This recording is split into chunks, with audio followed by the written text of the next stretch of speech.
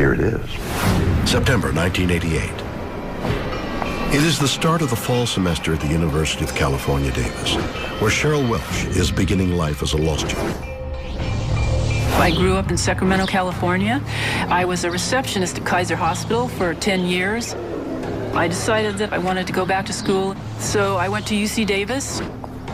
But as her studies get underway, things change. I know what normal life is, and life became very abnormal. It starts with her telephone. Usually you pick up a phone, you hear dial tone. But my phone, there would be click noises. There'd be a long pause, then static. She has it checked, but the strange noises continue. Cheryl becomes concerned. It's the first of many appliances that behave erratically in her presence.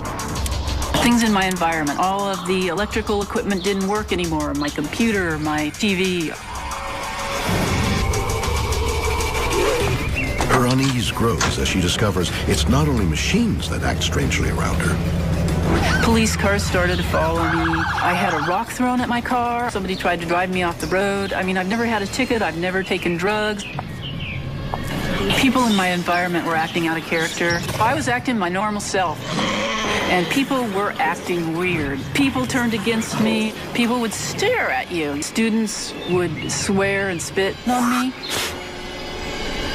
Weirder still, random strangers on the street seem to know exactly what she's thinking.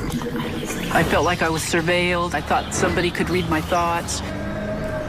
Cheryl's personal life falls apart as friends and family drift away. Then, she's fired from her job. It was like shock and awe. For 3 years, it was like that.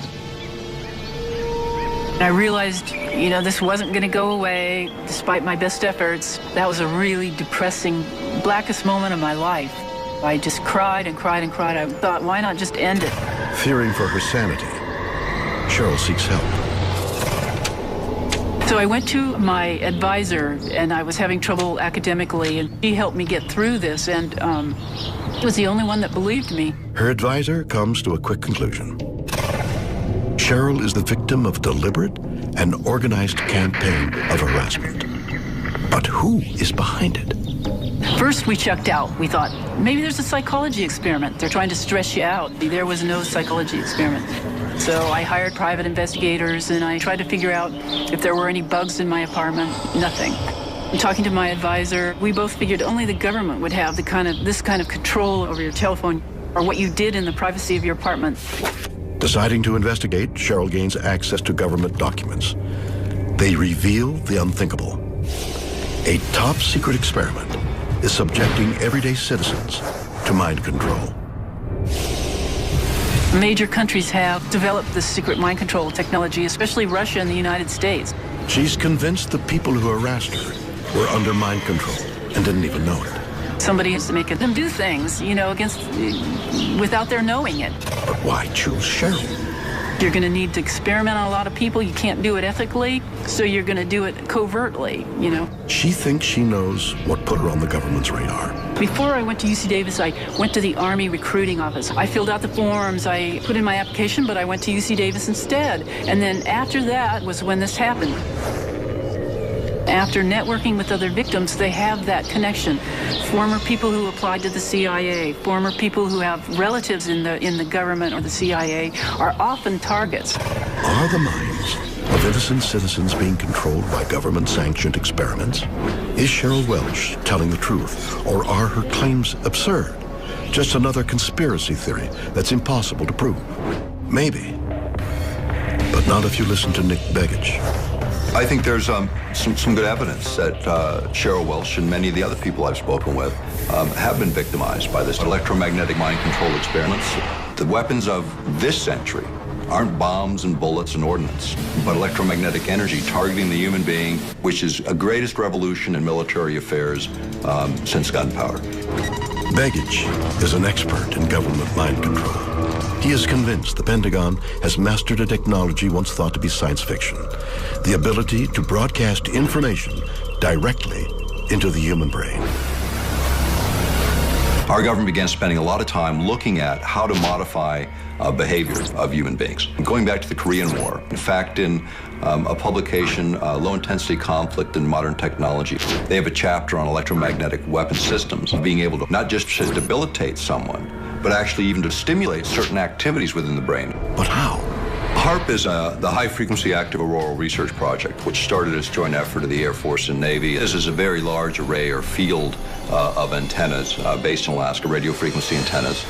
HAARP antennas transmit powerful radio signals into the upper atmosphere to study the effects on wireless communications. But Begich says HAARP can also be used for more sinister ends. HAARP has announced several other programs and campaigns, and there's two areas that I got very concerned about. One was weather modification applications. The other was the effect on human beings. If you can modulate a signal that the brain locks onto, recognizes, and begins to mirror or follow the frequency following response. The brain rhythms change, then it creates a chemical cascade within the brain and the emotions change. Now the resolution gets finer and finer and finer.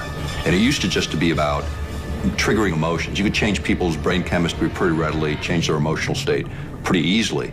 But when you get down to the idea of thoughts and being able to manipulate those, that requires a different kind of sophistication. Can we hear sounds without using our ears? Not only is it possible, says Begich, he can prove it using sound recordist Brad Daw. So what I'm going to demonstrate is a earth pulse sound wave. And what this is an infrasound device. It's just a small electronic circuit that we run a CD player playing some Bach into our circuit and then comes out through two piezoelectric transducers. So I'm going to place these transducers on your face. You're going to block your ears tightly. We put those in contact with the skin and listen. Yeah. So what do you hear? I hear the music, yeah, loudly.